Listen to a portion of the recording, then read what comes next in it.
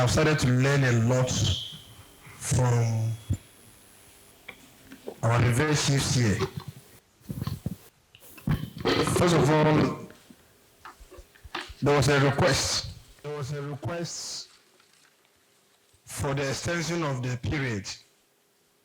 I don't think you have addressed the issue. He's asking for an extension for them to be able to do a good job.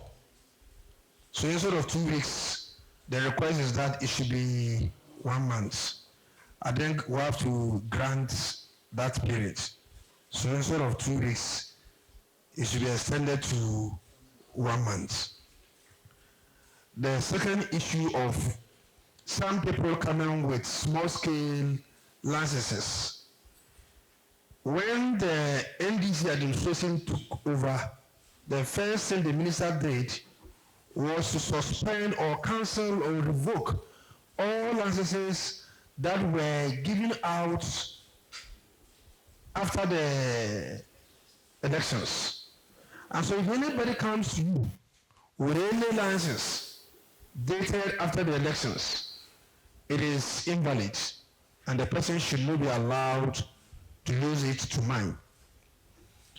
The minister has also asked me to chair a committee to review all small-scale licenses. God willing, Monday, I'll submit the report to him. I won't go into details, but the number of licenses that we looked at, about 1,278.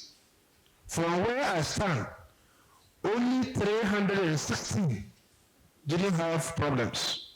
The rest will be able to raise issues with them. And so once we submit the report to the minister, this is the first time I'm disclosing this, I haven't even told the minister. Once we submit it to him, the appropriate actions will be taken. Let me also say this. I think, you cannot make a law for a nation like Ghana that will exclude some parts of the country. One is a law, it is a law for the whole country. The difference is that this time, instead of a chief sitting at a palace and somebody will come and say that a license has been approved for me, it starts with the chief. So if the chief is not interested, when they come at the very beginning, you tell them that this is my territory, we are not accepting small-scale mining. Go and look for another place. But it will be difficult for us to make laws that will exclude some parts of the country and say that after this place is a no-go area for mining. Then the issue of payment of royalties. There is a law, Section 25 of Mining and Minerals Act 2015 requires that small-scale miners should pay royalties. I think it's about enforcement. And so we avert our minds to this law and make sure that we get them to also pay the royalties.